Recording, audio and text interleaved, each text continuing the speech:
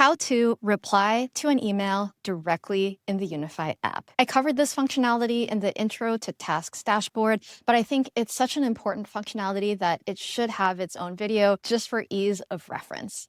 So did you know that you can reply to emails directly from the Unify app? The way you access this is you go to your Tasks dashboard, and then you filter the task type by reply to email. What this does is it shows you all of the people that have replied to your emails so that you can reply to them back and book a meeting. Now, on the right-hand side, you notice these icons. This shows you the sentiment of the reply. A green thumbs up icon means positive sentiment.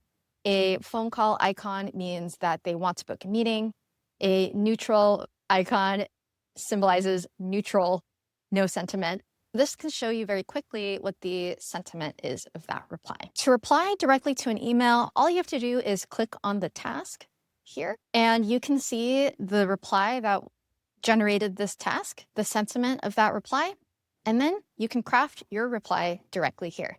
So you can write your message. This is just an example. And then if you click send now, this actually sends them that email. I think this goes without saying, but if someone replies to your email, that should be high priority and should be the first task that you work on that day.